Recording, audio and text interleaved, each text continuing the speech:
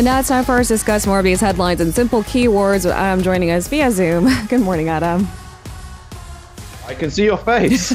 I'm realizing humans are very habitual creatures, and this is going to take a little bit of time of getting used to. I've lost my ability to speak without a face mask.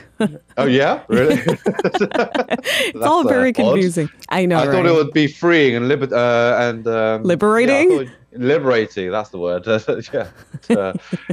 think some things, some people do get accustomed to some discomforts when it gets prolonged, but I guess mask wearing has been one of them for you, I guess. Give me just maybe 2 hours today, and I promise you I'll acclimate. It's comfort, right? Okay. Yeah. And you can breathe. That's a good thing. Yes. It does wonders when you have to speak for 2 hours on a live show. Yeah. In fact, I think it's worth clarifying some of these rules because we're not allowed to be mask-free in every facility, right? So let's clarify those lines. This is our first keyword of the day. Mask-free. So Korea is lifting its indoor mask mandate today, more than 2 years after the blanket rule was first introduced. Clearly, I'm trying to get used to it. Tell us the details. Yeah, it's still unbelievable that we have reached the end of the month already. For starters, just to get that out of the way. But yes, people in Korea will no longer be mandated to wear a mask across most indoor facilities, including, say, schools and kindergartens, office spaces, restaurants, supermarkets, bars, cafes and gyms, and radio studios. And masks are still required, though, on public transportation, such as the subway, buses, taxis, and planes, as well as in medical facilities, including hospitals, clinics and pharmacies as well. So pharmacies, yes, they are kind of a retail area, but they're still counted as a medical facility. So if you do just want to buy a cough medicine, you still have to wear your mask when visiting a pharmacy. Now, the inclusion of planes on the list means that passengers on all incoming and outgoing flights to or from Korea will still be required to wear masks, regardless of the policy in the country of departure or arrival.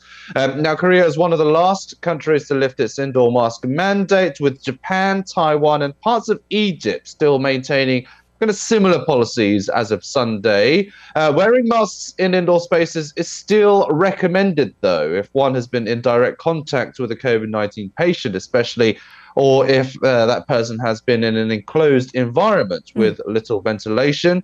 There were reports that the Emergency Committee on COVID-19 at the WHO may call off the state of emergency of the pandemic on Monday. Korea's health authorities had hinted that should this happen, they may consider dropping the last surviving COVID-19 regulation, which is the 7-day quarantine for those infected with COVID-19. So the indoor mask mandate wasn't actually the last regulation. It's the 7-day quarantine that's still in effect at the moment.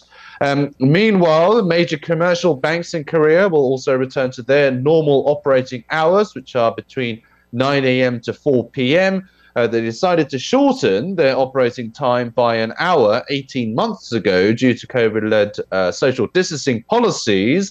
But it's not all welcome news. Financial labor unions are actually still opposed to the normalization. They are even considering filing an injunction against the bank's decision as well. But I mean, there has been growing distress among regular bank users that the operating hours had become too short. Inconveniences, even 4 p.m. for some of us, which will work full time, would need to take half a day off to visit the bank. There are gray areas, for example, like pharmacies that are part of these multiplex buildings, for example, or supermarket. You've seen markets with pharmacies. I guess when you approach the pharmacy, you're required to put on the face mask. That's confusing. That is an interesting point. I didn't actually think of it like that. But yes, there are a lot of pharmacies inside multiplexes and shopping malls. So it would be best advised if you do keep a mask handy, whether you are scheduled to go to a pharmacy or not, because you never know. You might need to take public transport at some point as well. So always have one on hand is my advice. I think that's a safe bet for now. Let's move on to our second keyword of the day. Earnings shock. So a number of Korean firms have suffered earnings shocks amid a global recession and falling demand. What's the latest, Adam?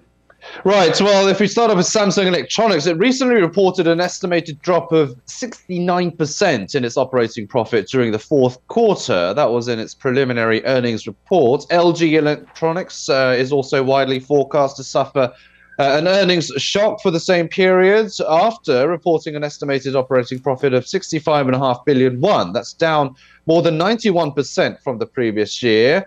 Their sluggish performance is actually expected to continue for the sector as well. Industry officials believe other companies in sectors such as steel and petrochemicals could face a domino effect in negative earnings surprises. The outlook for economic growth is also bleak as well. The government predicts the growth rate this year would be 1.6%. It is the first time in recent years for the rate to fall below 2%, except for in 2020, in the early days of the pandemic, and also in 2009 during the global financial crisis. So it does seem that we are well in a trend to recession at the moment. Korea's major securities firms are also forecast to report weaker than expected earnings for 2022. Their brokerage commission revenues plunged in the wake of an unexpected stock market crash sparked by steep rate hikes, as well as multiple external risk factors such as the Russia-Ukraine war. However, the car industry's fourth quarter performance is expected to be bright after facing a series of bad news last year, such as the shortage of automotive semiconductors, which began to ease in the second half of the year. That kind of led to a lot of people who wanted to buy a new car having to wait for it at least a year in some cases. The airline industry is also expected to see improved performance compared to the previous year, thanks to the normalization of the travel industry. Now, the uncertain economic outlook adds to more woes to the local stock market, which is already taking a bit of a battering.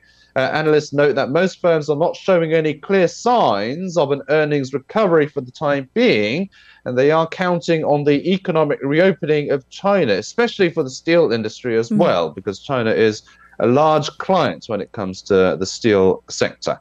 All right, with that, we move on to our third keyword of the day. Science. That's it. Short and sweet. President Yoon has ordered aides to focus on policies on science technology, saying it's the way forward for the nation. Tell us a little bit more. Right, so he's been touting this kind of science-oriented future growth for a while now. Now, according to the top office, Yoon told his aides that science technology is important for future growth. Again, he added that relevant reforms must be made in order to advance in the field.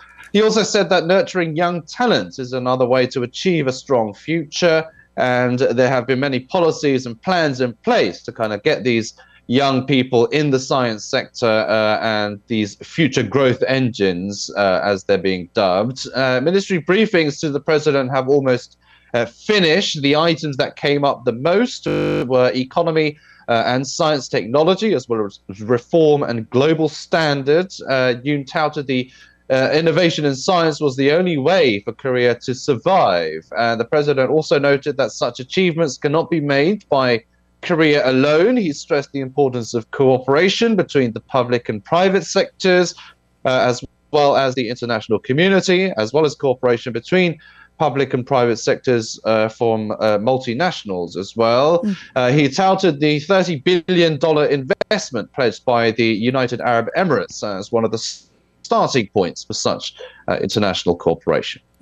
Going back to maybe a continuance from our second keyword of the day, you talked about earnings recovery, relying heavily on maybe a recovery with China, reopening of China's economy. Now, I do think this gets in the way, our fourth keyword. Visa restriction eased. So China has resumed the issuance of ordinary visas for Japanese citizens traveling to the country in a move that could ease a diplomatic row. Visa restrictions for Korean travelers, however, look to stay in place for the time being. This makes things difficult for, I guess, anyone who has business with Chinese. Yeah, it certainly was a problem for anyone who was going to China for business. There's been a lot of complaints from such people as well. But unfortunately for Korean travelers and business travelers alike and tourists, it seems the rule will still be in place. But In terms of Japan, the embassy and Chinese consulates in Japan have resumed the examination and issuance of ordinary visas for Japanese citizens to China as of yesterday. Beijing began suspending the issuance of new visas to Japanese and South Korean travelers after it said it would respond to countries that introduced tougher entry restrictions on visitors from China. That was in light of rising cases and concerns over the virus in China. Japan lodged a protest to Beijing over the move, asking the country to reverse the action. China said on January 20th that it will allow group tours to resume to 20 countries starting February 6th, but Japan was not among the destinations. It wasn't immediately clear if Sunday's announcement means that Japan would also be included in that grouping. Now, reports suggest that visas will still be restricted for Korean travelers to China. Yonhap cited a Chinese embassy official here as saying that there were no changes for such rules for Koreans. It appears that Beijing is still retaliating against Seoul's strict entry policies for travelers from China. Japan has toughened entry procedures, but didn't actually have any restrictions for Chinese travelers actually visiting or coming into the country. Korea actually restricted short-term visas for inbound Chinese travelers and has extended the restriction to next month as well. That could be why Beijing is still not lifting its retaliatory moves. So if Korea does ease that short-term visa restriction, then maybe the reciprocal move can be eased on China's part as well. So based on an educated guess, it seems it's sort of this eye for an eye approach. And so if we lifted, it might incline Beijing to do the same. We'll keep tabs on that. And we move on to our final keyword of the day. Undesirable result. So North Korea has denied providing arms to Russia, warning that the U.S. said that it will face an undesirable result if it continues to spread such rumors. So they're basing this as a U.S.-started rumor. What's the latest? Yeah.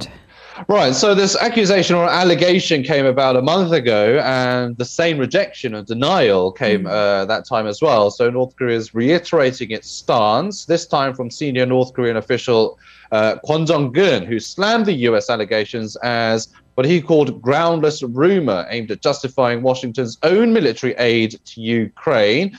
He warned that such moves to tarnish the North's image will inevitably provoke a reaction from Pyongyang. However, he stopped short of specifying what these undesirable results would be or how North Korea might respond to the U.S. allegations. The U.S. accused Pyongyang of supplying rockets and missiles to the Russian Wagner Group, which Washington has designated as a transnational criminal organization earlier this month. The White House also showed what it said were U.S. intelligence photographs of Russian rail cars entering North Korea, picking up a load of infantry rockets and missiles, and then returning back to Russia. Now, Kwon also reiterated Pyongyang's concerns over the U.S.'s decision to provide Abrams tanks to help Kyiv's fight off Moscow's invasion. He called the decision an unethical crime aimed at perpetuating an unstable international situation. So more grounds for tensions between North Korea and the U.S. Adam, thank you so much for today's coverage. I'll see you tomorrow. You're very welcome. See you tomorrow. If you're listening to our program using the podcast service, just a reminder that we do go live Monday through Friday, 7 a.m. Korea Standard Time. So tune in and help us make the show more informative by giving us your input. See you bright and early on Good Morning Seoul.